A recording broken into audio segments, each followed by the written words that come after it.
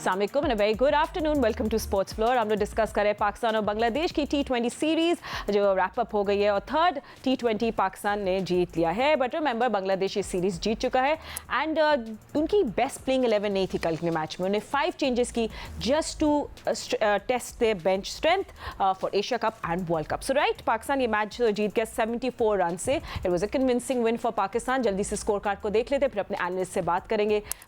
तो let's have a look at the score card. क्या वो जल्दी से समराइज कर लेते हैं. 178 का टारगेट दिया. बांग्लादेश जो है वो सिर्फ 104 रन पे ही ढेर हो गई थी. Sahibzada Farhan shining star 63 of 41. Hasan Nawaz ने थोड़ी फायर पावर भी लेकर आए. 33 ऑफ 17. नवाज और सलमान आगा ने रैप अप किया with a good finishing flair. Salman Mirza ने ली 3 wickets. We will talk about his impact. Faheem Ashraf तो उन्होंने भी 2 क्विक जोल्स दिए. मोहम्मद नवाज ने जो है उसको रैप अप कर दिया. बांग्लादेश की बैटिंग ऑफ कोर्स इस वाले मैच में तो कोलैप्स होगी. फर्स्ट 6 बैटर्स अंडर 35 रन हो गए. सो क्या प्लानिंग थी? But yes, by the way वहाँ मैं मेंशन करूँ कि सैफुद्दीन ने ज़रूर 35 रन बनाए, बट वो कहते हैं ना it's little too late. And Pakistan की bowling, yes we saw discipline, we saw the fielding much better और इंटेंट. वेल वो ये हमारे एनालिस्ट बताएंगे इंटेंट के बारे में. सो जल्दी से इंट्रोड्यूस कर लीजिए. मेरे साथ है क्रिकेट के सिकंदर मिस्टर सिकंदर बग. मेरे साथ है पाकिस्तान क्रिकेट टीम के former captain mister Rashid Latif. Test cricketer Ahmed Shehzad. बहुत बहुत शुक्रिया जेंटलमैन, आपने हमें ज्वाइन किया है. बैटिंग रिवाइवल की अब बात करते हैं. पहले 2 मैचेस में ऑफ कोर्स पाकिस्तान की बैटिंग ने हमें बहुत सारा हार्ट ब्रेक दिया, बट साहबजादा फरहान को देख के अब सब बातें करें कि हमारा टॉप ऑर्डर की जो गुफ्तगू है क्या ये सॉल्व हो गई है, क्या ये नहीं. सो जस्ट से पहले मैं राशिद भाई से पूछूं. राशिद भाई मैं आपके पास आऊँगी. बहुत सारे लोग कह रहे हैं कि क्या ये वन ऑफ है. आई मीन कितनी डिसरिस्पेक्ट है किसी को बोलना कि ये वन ऑफ है. Just look at the numbers of Sahibzada Farhan. आप लोग सबको भी रिमाइंड करवाते हैं कि वो कैसा बोलना कि वन ऑफ है. कंसिस्टेंटली साहबजादा फरहान डोमेस्टिक क्रिकेट खेल रहे हैं.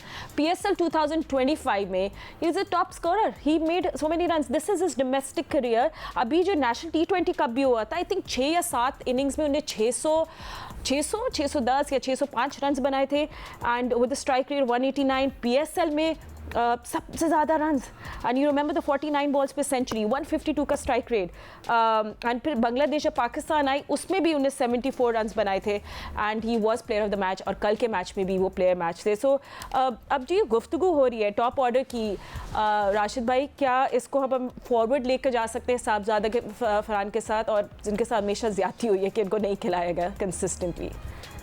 देखिए, साहबजादा का सीजन बहुत अच्छा चल रहा है और एक बुरी फॉर्म से ही आए हैं. ऑस्ट्रेलिया वगैरह गए थे, सक्सेस नहीं मिली, लेकिन उसके बाद उन्होंने हिम्मत नहीं हारी और जो डोमेस्टिक खेली 3 टूर्नामेंट खेले डोमेस्टिक में, जिसमें 2 में सक्सेस मिली. एक T20 जो लोकल था और एक PSL में. इन्होंने 1000 प्लस रन किए जी. 1000 प्लस रन और 400 सेंचुरीज थी उनकी. तो उस पर ये प्लेइंग 11 में तो आते हैं. अब मैं बात करूंगा तो कप्तान बाहर हो जाता है ना. मसला क्या है? कप्तानी का मसला है सारा. कप्तान की जगह बनाने के लिए ये बाहर होते हैं. तो कल बेहतरीन बल्लेबाज को बाहर होना पड़ा, फखर जमान को. तो ये जब चलेगा तो टीम तो नहीं बनेगी. टीम बनती है अच्छे प्लेयर के साथ बनती है जो रिक्वायरमेंट्स हैं. तो कल 63 रन का फर्क था दोनों टीम्स का, और फर्क साहबजादा फरहान का था. 178 पाकिस्तान ने किए. जितना हम कर रहे थे 63 रन निकाल दें आप, हमने किए उतने ही. एक आउटसाइड हेल्प मिली हमें साहबजादा फरहान के हिस्से में आई और उन्होंने बहुत उम्दा बैटिंग की. लेकिन पावर प्ले में इतना आसान नहीं होता. हमने 5 इनिंग देख ली थी, 4 इनिंग देख ली थी, नहीं लगे वहाँ पे, आखिर में लग जाते हैं. लेकिन जिस तरह साहबजादा फरहान ने कॉन्फिडेंटली हिटिंग की है, उससे पाकिस्तान टीम का बिल्ड अच्छा हुआ. तो उसके बाद जिस तरह से लोग खेलते हैं वैसे ही खेले. साइम अय्यूब वैसे ही खेले और हारिस वैसे ही खेले. हाँ, कल कह सकते हैं कि हसन नवाज बेहतर खेले, नीचे आके मोहम्मद नवाज बेहतर खेले, लेकिन फर्क पूरा मैच का पाकिस्तान की जानिब से टोटल बहुत ज़्यादा फर्क कर. एंड अहमद, अगर आपके पास आए and you know I mean हम साहबजादा फरहान की बात करें, अगर आप भी उस पर कुछ ऑर्डर करना चाहें ऐड वो तो आप कर लें, बट साथ साथ हारिस की भी बात करें. उनको 3 लाइव्स मिली, उसके बावजूद उन्हें सिर्फ 5 रन बनाए. क्या उनकी T20 की स्पॉट खतरे में है? क्योंकि I was just looking at his numbers. आखिरी 5 T20s में उन्हें 34 रन बनाए, स्ट्राइक रेट ऑफ 94. क्या हम उनके एक्स फैक्टर को ओवररेट करें? 100 भी किए हैं. हाँ, वो भी बीच में किया. मैं तो लास्ट 5 ऐसा है कि ये काफी लोग इस बारे में बात फातिमा कर रहे हैं, तो मैं इस बारे में क्या सोचता हूँ वो सुन लें. देखिए, ठीक है, हारिस टीम के अंदर क्यों आए? हारिस टीम के अंदर इसलिए आए क्योंकि पाकिस्तान का जो टॉप ऑर्डर है वो ये क्रिटिसिज्म हुआ कि वो स्लो खेलता है. ठीक है, वो फायर पावर उसके अंदर मौजूद नहीं है। उसके बाद हमने शॉर्टलिस्ट किए पाकिस्तान के सिलेक्टर्स ने उस तरह के प्लेयर जो कि जारहाना क्रिकेट खेल सकते हैं। उसमें हारिस भी फॉल कर रहे हैं, उसमें हसन नवाज भी थे जिनको आप नीचे ले गए, उसमें साहिबजादा फरहान भी थे, उसमें फजर भी थे, साइम अयूब भी थे। फिर उसके अंदर आपने इसकी 2-4 इनिंगें देखी भी, हमने पीएसएल में भी देखा और अभी जो सीरीज हुई थी वहां उसने सेंचुरी भी की है। अब यहाँ बांग्लादेश के अंदर जो है कंडीशंस टोटली डिफरेंट हैं और बड़े बड़े प्लेयर हमने बैट्समैन बांग्लादेश के अंदर जाके फ्लॉप होते हुए देखे हैं। जी, टेक्निकल तौर पे हारिस के फ्लॉज जरूर मौजूद है, इसमें कोई दो राय है नहीं, लेकिन टिपिकली टी20 के लिए हर जगह आपको बांग्लादेश जैसा पिच नहीं मिलता, वहां पिच काफी सीधे होते हैं। सो एक विकेट कीपर, क्योंकि रिजवान बाहर हुआ है, एक wicket keeper batsman top order के अंदर आपको एक चाहिए है, जिसमें पाकिस्तान के अंदर इस टाइम सूट ये कर रहा था कि हारिस, लेकिन टेक्निकल इश्यूज मौजूद है। गोइंग फॉरवर्ड जहां पिचेस फ्लैट होंगी, Haris can be useful, number 1। Number 2, बिल्कुल ठीक है आपने, Sahibzada Farhan was the only difference. यही बात हम कर रहे हैं फातिमा कि एक प्लेयर से कितना फर्क पड़ जाता है। तो आप जब 4-4 गलतियां प्लेइंग 11 बनाने में करेंगे, then how could you expect कि आपकी पाकिस्तान टीम जो है जीत सकती है। सिर्फ एक प्लेयर आपने बदला है और उसके हुआ क्या, 180 स्कोर हो गया। उसकी जो सबसे अच्छी बात है, मुझे नहीं समझ आती है कि ये साइम अयूब या फकर जमान पे जिस पे ट्रस्ट है, इस पे क्यों नहीं है? क्योंकि अगर इसका बैट फ्लो देखेंगे, बैट स्विंग वो सबसे अच्छी है, इसकी स्टेबल पोजीशन सबसे अच्छी है, इसके पास पावर मौजूद है, चारों तरफ शॉट मारता है।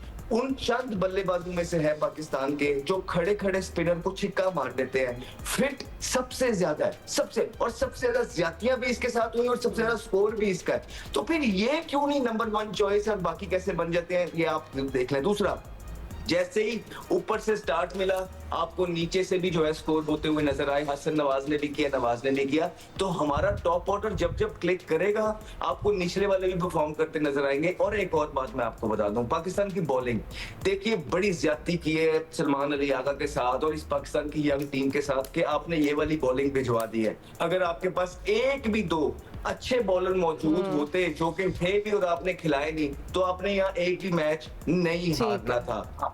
नवाज की आप बात कर रहे हैं कि नवाज, देखिए नवाज ने कल 2 आउट किए, लेकिन हमने पहले दिन एक बात की थी कि ये वो बॉलर्स हैं जो डिफेंस ब्रेक नहीं कर सकते। इनको आप हिट मारने जाएंगे तो मिस हिट हो गई और बाउंड्री पे कैच हो गया, इस तरह के जरूर बॉलर हैं। लेकिन बांग्लादेश के अंदर आपको मोर ऑफन देन नॉट ज्यादातर पिचेस इस तरह की मिलती हैं कि आपको डिफेंस ब्रेक करना पड़ता है, बिकॉज लो स्कोरिंग मैच होते हैं। तो सेकंड खेलने वाली जो टीम होती है वो नीचे नीचे सिंगल खेल रही होती है, तो वो क्वालिटी एक प्रॉपर स्पिनर के पास मौजूद होती है, जो पाकिस्तान ने मिस किया। लेकिन कल क्योंकि स्कोर 180 था, उनके बल्लेबाजों को एवरेज चाहिए थी, वो मारने गए और खड़ी कर दी, आउट हो गया। ये सारी चीजें जब हमें बैठ के नजर आ रही होती हैं फातिमा, तो ये पाकिस्तान टीम की सिलेक्शन कमेटी और कोचिंग पैनल को क्यों नहीं आता है? अगर ये आ जाता, थोड़ी सी बेहतर टीम होती, ना इतना इन बच्चों पे प्रेशर पड़ता, ना ये हारते। क्योंकि हमने देखा है कि एक प्लेयर आप साहिबजादा फरहान लेके आए हैं, उसने डिफरेंस क्रिएट कर दिया। बिल्कुल, जैसे आप बात कर रहे थे, we scored 54 runs in the last 5 overs, it's just when your opening stand clicks. Yes, मैं आपके पास आ रही हूं। नहीं, मैं आपके पास आ रही हूं। एक चीज बता, मैंने उस दिन क्या कहा था कि फातिमा आप कुछ लिख लें कि इसमें कुछ लड़के ऐसे हैं कि जो इंटरनेशनल क्रिकेट के स्टैंडर्ड्स के नहीं है। हाँ, आपने बोला था, but I can't keep up. आप मुझसे सवाल करो, मैंने पहले कह दिया था ये बात। अच्छा, चले, आपने कह दिया। बस मैं आपसे ये पूछा, let's keep it simple and short, क्योंकि फिर राशिद भाई के पास भी जाऊंगी, कि what was different today Sikku, what click differently today? I mean except Sahibzada Farhan, क्या शॉट सिलेक्शन या कोई टेंपो, देखो दोनों गेम से कंपेयर करके? हाँ, देखो उसकी फॉर्म लगी हुई थी और उसने बहुत अच्छे शॉट्स खेले, उसने स्कोर कर दिया। आप ये देखें कि साइम का कितने गेंदों पे उसने 21 रन किए। हारिस कल बिल्कुल ही फंसा हुआ था, उसको तो कुछ समझ भी नहीं। 35 की उसकी स्ट्राइक रेट है। नवाज ने बस मारे, बाकी तो किसी ने भी नहीं किए। एक लड़के ने किए और उससे पूरा टेम्पो बनाया, उसका पूरा का पूरा टेम्पो बनाया। और ये जो बातें हो रही है ना बॉलिंग की, आई टोटली एग्री। आप इतने वीक बॉलिंग के साथ अच्छी टीमों के खिलाफ नहीं खेल सकते। अब मुझे नहीं पता इनका आइडिया क्या है। हो सकता है कि ये कि जो लड़के ऑलरेडी खेल रहे हैं उन्हें खेलने, तो नए लड़कों को ट्राई करो, तो वो हम इतने कामयाब नहीं हुए। ठीक है। एंड राशिद भाई, आई थिंक इससे पहले मैं थोड़ा बॉलिंग पे भी आऊँ, जल्दी से आपके साथ एक बैटिंग का भी रैप अप कर लेते हैं कि अभी टॉप ऑर्डर पे तो चले, हमने बात कर ली। फ़हीम अशरफ, मोहम्मद नवाज और सलमान मिर्ज़ा, मैं इन तीनों पे बात करें। फ़हीम अशरफ क्या बॉलिंग ऑलराउंडर है या T20 एंकर है विद द बॉल, वो कहाँ फिट होते हैं? उसके अलावा सलमान मिर्ज़ा क्या हमारा जवाब है? He was very good, left arm pace पे जो हम लोग एक आमिर की मिस करते थे, क्या वो फिल कर सकते हैं? मोहम्मद नवाज ने एक लेट इनिंग हिट की है टुडे, सो मतलब वो रेलेवेंट हैं कि नहीं है? तो इन तीनों का बारे में फ्यूचर के जल्दी से जी।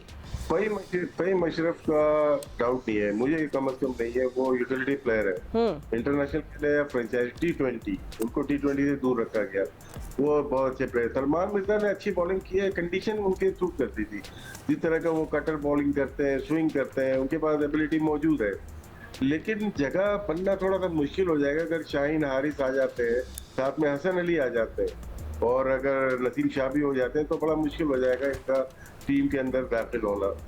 बाकी नवाज ठीक है, अच्छी की, लेकिन तो ये बैकअप प्लेयर हैं, ये मेन टीम की टीम में नहीं आते हैं अभी आजकल।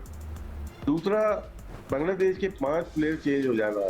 देखिए वो 10 नंबर रैंकिंग की टीम है, 8 नंबर रैंकिंग पाकिस्तान है, और पाकिस्तान 2-0 जा रहा था। तो 10 नंबर की रैंकिंग की टीम ने अपने 5 प्लेयर 8 नंबर वाले के लिए चेंज कर दिए। मैच का डिफरेंस प्लेइंग 11 के ऊपर ही हुआ है। उनकी बॉलिंग वीकर हो गई है, और जिस तरह से जब नवाज बैटिंग कर रहा था, मिड ऑफ ऊपर थी, उसने गैप में एक चौका मारा है, फिर अशरफुल ने फिर एक स्लोअर वन की बिल्कुल मुंह में बॉल दी है, मिड ऑफ के ऊपर से 1 बाउंस किया है। तो फील्ड प्लेसिंग और एटीट्यूड बांग्लादेश का बहुत लोएस्ट लेवल पे था। उनको 3-0 के लिए जाना चाहिए था, और मेरे ख्याल से वो अपनी बेंच स्ट्रेंथ को खिलाने में शायद ये 3-0 वाला ऑप्शन मिस कर गए। अच्छा राशिद भाई, मुझे बताएं कि जैसे साइम अयूब का भी मैं आपसे पूछूं, क्योंकि he has a talent no doubt, मगर क्या हम उनको डेवलप सही तरह कर रहे हैं? Are we developing properly? क्या मतलब उनको आप कहाँ देख रहे हैं, कहाँ अब उनको बैट करना चाहिए? मैं एक सवाल डाल दूं राशिद? अच्छा चले राशिद, ये मुझे बताओ कि कल आपके ख्याल से, आप दोनों के ख्याल से फ़हीम को ऊपर नहीं होना चाहिए था? इसलिए कि उसने तो हमने लास्ट मैच में भी ये बात की थी। रिदम हुआ था, उनका रिदम आया हुआ था। देखो भाई, फ़हीम को हमेशा ऊपर होना चाहिए। वो समझदार प्लेयर है, उसका डिफेंस भी अच्छा है और सही खेलता है। आपकी बात दुरुस्त है। दूसरा, पहला सवाल भूल गया, क्या था? साइम अयूब को अच्छा को। लाड नहीं मिल रहा, साइम अयूब को सही लाड नहीं मिल रहा शायद राशिद भाई अभी तक। नहीं, लाड बताएं कैसे मिलेगा, क्या करें कि उसके बल्ले से रन अब निकल आए, कितना प्यार। साइम अयूब को हमने जो देखा ना, सक्सेस जो मिली है उसको साउथ अफ्रीका में बहुत मिली है, और ऑस्ट्रेलिया में शॉर्ट ऑफ लेंथ पे कट पुल, जिस तरह से वो खेलता है उनके बैट पे अच्छी आती है। जहाँ स्विंग थोड़ा आगे बॉल पिच करते हैं, वहां पे इनको इश्यूज आ रहे हैं। इनको हिटिंग की प्रैक्टिस नहीं करनी चाहिए ज्यादा। ये इनके पास नेचुरल एबिलिटी, जिसके पास नेचुरल सलाहियत होती है ना, वो उस पर प्रैक्टिस कम करता है। जहाँ पे वीकनेस है, आगे से स्विंग करने के लिए वो बॉल मिस कर रहे हैं कहीं ना कहीं। जब मिस हो रही है, वो स्विंग या टर्न हो रही है, वहाँ प्रॉब्लम हो रही है। उस पर बहुत प्रैक्टिस करनी है। वो इनका ये अच्छा है कि इनकी बेस अच्छी है। ये अंडर 16 में भी खेलते हुए, अंडर 19 में भी ईच इनिंग 100 किए, फर्स्ट क्लास में भी ईच इनिंग 100 किए हुए। इसका मतलब है कि इनका बेस बहुत अच्छा है। लेकिन ये T20 के चक्कर में ये अपना जो ओरिजिनल गेम है उसको भूल रहे हैं। शायद शॉर्ट ऑफ लेंथ या बाउंसिंग ट्रैक पे ये ज्यादा अच्छे हैं। लो बाउंस जहाँ पे हो रही है, जहाँ पे प्रॉब्लम हो रही है, वो शायद ये मेरी ऑब्जर्वेशन है। मैं भी I am wrong. Ahmad, last 1 minute, you want to contribute to that conversation? देखिए फातिमा, मसला सिर्फ इतना है कि जब इन्होंने पाकिस्तान टीम में आना था ना, लड़कों की मेहनत का लेवल डिफरेंट होता है। जैसे ही आके थोड़ी सी प्रेसिंग मिल जाती है ना, 1-2 इनिंगें हो जाती हैं, तो फिर हम भी चीजें देख रहे होते हैं। कॉलर खड़े करें, एनके पहने, चेने पहने, कोई बड़ी बात नहीं है, लेकिन आपकी मेहनत जो है ना वो खत्म नहीं होनी चाहिए। आपकी क्रिकेट इस तरह आप जिस तरह शॉटें मार रहे हैं इसी अर्ली करियर में, आप यकीन जाने अगर पाकिस्तान टीम को ओपनिंग का मसला ना होता और हमें ये ना होता कि पुराने लड़कों ने बर्बाद कर दिया, आपको 3 मैच हम खेलने ना देते यहाँ पे। Absolutely sorry Ahmad, I am running out of time. अब अगर आप लोग कहीं नहीं जाएगा, हम लोग कुछ नहीं कह रहे, बिकॉज पाकिस्तान टीम को यंगस्टर्स की जरूरत है और आप में फ्लेयर मौजूद है, अपनी क्रिकेट पर फोकस करें। ओके, क्रिकेट पे फोकस करें, दैट्स अहमद's advice to Saim Ayub. You don't go anywhere, हम लोग अपने शो को कंटिन्यू करेंगे बट आफ्टर शॉर्ट ब्रेक।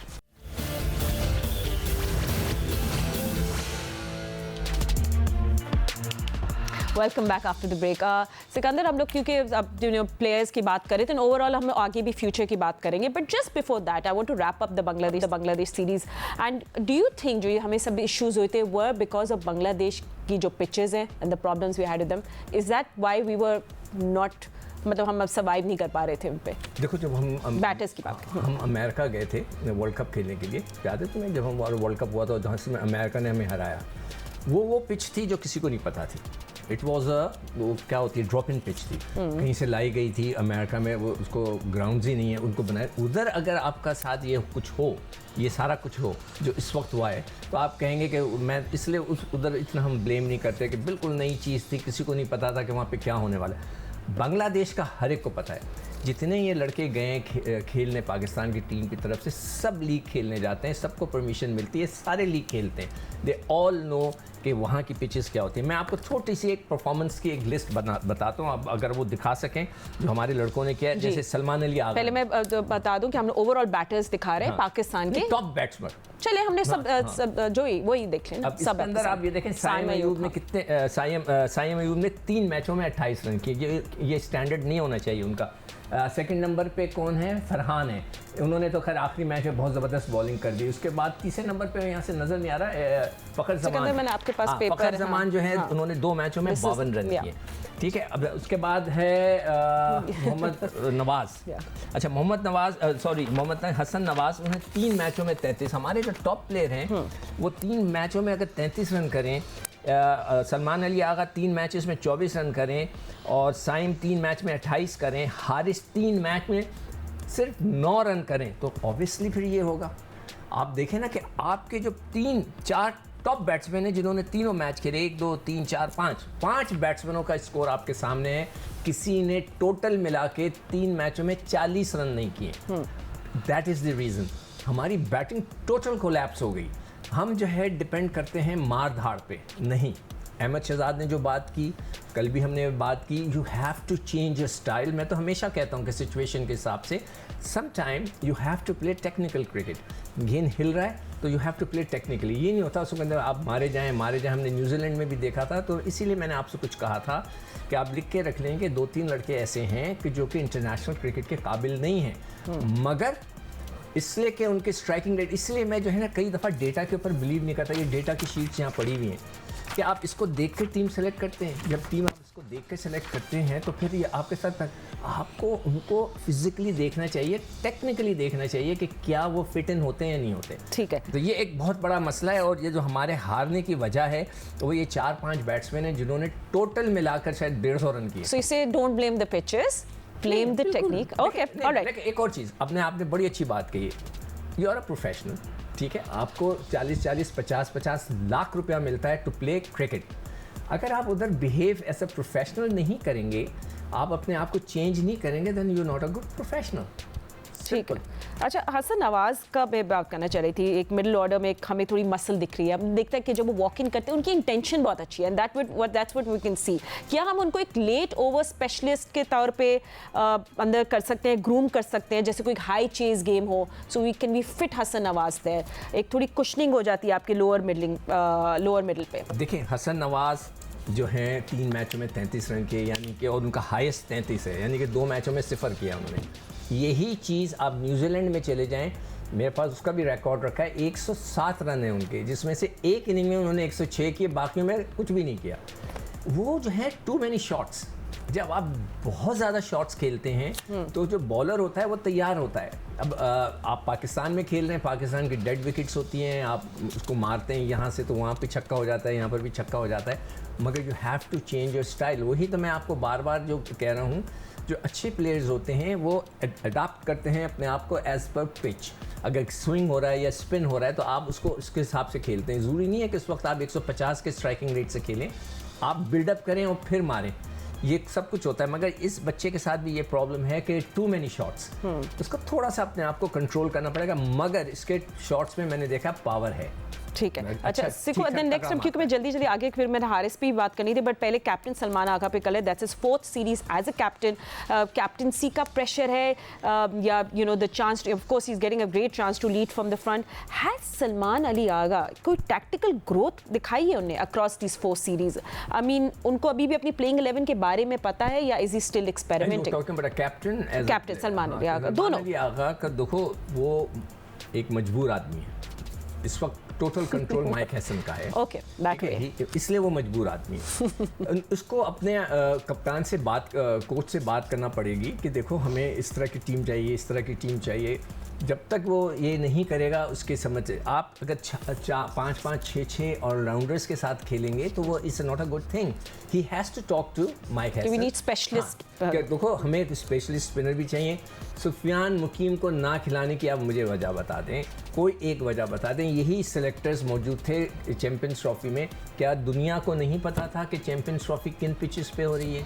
क्या मैं बार बार नहीं कह रहा था कि भाई यहाँ पर 3-3 स्पिनर खेलेंगे? ठीक है, आप लोगों ने नहीं कराए। ये कौन फैसले करता है ये मुझे नहीं पता। अच्छा सिको, नेक्स्ट पे जो सलमान अली मिर्ज़ा पे, I mean he is a bright, अच्छे प्रॉस्पेक्ट है, उनके पास स्विंग है, मतलब मैंने देखा कंट्रोल भी है, थोड़ा एग्रेशन भी दिखा रहे थे, but where does he fit in? I mean क्योंकि कल जब हारिस आ जाएंगे, शाहीन आ जाएंगे, हसन अली आ जाएंगे, तो सलमान मिर्ज़ा कहाँ आपको फिट होते हुए दिख रहे हैं? हम इन्होंने जो खिलाया है ना लड़कों को कि भाई उन लड़कों को हटा के नए बच्चों को चांस दें, उसमें सलमान मिर्ज़ा जो है वो सबसे कामयाब रहे हैं। Right. उन्होंने 3 मैचों में 7 आउट किए हैं और उनकी इकोनॉमी जो है 5.13 है, विच इज़ गुड, और वो अच्छे लगे हैं। ठीक है, तो एक लड़का आपको नज़र आ गया कि अब ये लड़के फिट इन हो भी जाते हैं। अगर 3 अच्छे टॉप के शाहीन या नसीम, हारिस सपोज करें वो आ जाते हैं तो he can be a fourth bowler. ठीक है ना, मतलब आपको एक आइडेंटिफाई हो गया। ये जरूरी नहीं है कि वो हर मैच खेले। Maybe situation wise, like low bounce pitches पे you can use someone like him with a left time. At least you know कि ही हैज परफॉर्म्ड। अब एक लड़का अगर परफॉर्म नहीं करता, हम लोग तो खिलाते ही नहीं थे ना। अब इस दफ़ा की सिलेक्शन में ये हुआ है कि जो मेन प्लेयर्स थे उन्होंने उनको बोला हसन अली आप खेल रहे हैं काउंटी, आप खेलते जाएं। वो अलग बात है कि राशिद ने उसके लिए अलग डिस्क्राइब किया, दूसरे लड़के को बोला आप खेल रहे हैं, आप खेलते जाएं, हम नए लड़कों को ले आते हैं। उसके अंदर जो कामयाबी मिली है वो सलमान मिर्ज़ा को मिल गई है। ही डन वेल। और मुझे तो दानियाल के अंदर भी मैं कह सकता हूँ 2 मैच में उसने 3 आउट किए, उसकी भी 5.57 की इकोनॉमी है, कि उसमें भी पोटेंशियल नजर आया to be a quick bowler, और बैटिंग में भी उसने थोड़ा सी झलक दिखाई है। तो ये 2 लड़के ऐसे हैं, ये सर्किट में रहे, पूल में रहे, अच्छी बात है। हाँ, मगर सुफियान को ना खिलाना ये बहुत बड़ा जुल्म किया। हमें तो left right arm leg spinners चाहिए। दुनिया में कामयाब वही होता है कि जो स्पिनर्स के साथ खेलता है। आप इंग्लैंड को देखें, इंडिया को देख लें, श्रीलंका को देख लें, ऑस्ट्रेलिया को देख लें, साउथ अफ्रीका को देख लें, हर जगह स्पिनर्स हैं। हमारे पास I think the big question is Kasim Ayub and Sufyan Mukim ko why are they being used as backup options and not frontline bowlers? Why are they not being locked in? That's big question that आप लोग भी जो हमारे shows देखते हैं social media में comment करके बताएं. What do you think? अच्छा, दूसरी बात है सिक्कू, I mean we're running out of time. देखिए, एक बांग्लादेश की पिच बहुत अच्छा मौका था सुफियान को खिलाने का, टू टेस्ट हिम आउट कि वो कैसे करता है। इसलिए कि वो सब कह रहे थे अच्छी पिच है, उसकी मार भी पड़ जाती। देखिए बच्चा सीखता कैसे है। हम हमेशा कहते हैं क्रिकेट के अंदर उसको मैच में डालो, उसको फीटी खाने दो। जब वो फीटी खाता है तो देन ही लर्न्स कि मैं ये गेंद कराता हूँ, अगर मैं गुगली कराता हूँ तो मुझे कहाँ मार पड़ती है, मैं अगर नहीं कराता लेग ब्रेक कराता हूँ तो मुझे कहाँ मार पड़ती है। That's how you learn. इसलिए मैं बार बार कहता हूँ कि उनको डोमेस्टिक क्रिकेट खेलना चाहिए, तो वो सीखते हैं, अपने आप को डेवलप करते हैं। सुफियान के लिए ये बहुत अच्छा मौका था जो हमने ज़ाया कर दिया। अब देखते हैं कि अगले मैचों में next up is Mohammad Haris. मैंने बाकी से भी पूछा, आपसे भी बात कर लेती हूँ। He is supposed to be a power hitter, he is young, he is got, ऐसी बात नहीं है कि उन पर टैलेंट नहीं है, बट ये कि उनकी प्लेइंग 11 में जगह जो है वो उस पर एक सवाल है। Can he deliver under pressure? क्या उनको रेस्ट करके उनको बोले आप डोमेस्टिक के लिए फिक्स योर गेम एंड फिर वापस हम आपको ले लेंगे, थोड़ा करें? तो मोहम्मद हारिस की जगह आप कहाँ देख कर रहे हैं? I am not denying his talent, I am just saying sometimes आपको प्लेयर को डेवलप करना पड़ता है थोड़ा सा। कहते हैं ना, go back to school if you have to. I am very sorry, मेरा कमेंट हो सकता है मोहम्मद हारिस को सही नहीं लगे। आपने न्यूजीलैंड में उनको खेलते देख लिया था कि एक भी बॉल बल्ले से नहीं लग रहा था उनके। कल भी आपने देखा, आई वाज शॉक्ड कि उनको तो बिल्कुल ही वो नर्वस नज़र आ रहे थे, चेहरा उनका दबा हुआ था। उन्होंने 3 मैचों में सिर्फ 9 रन किए हैं, और कल उन्होंने किए हैं 5 रन और 14 गेंदों पे, 5 रन 14 गेंदों के पर। तो उनका 35 का स्ट्राइकिंग रेट है। मतलब ही वॉज टोटली कन्फ्यूज।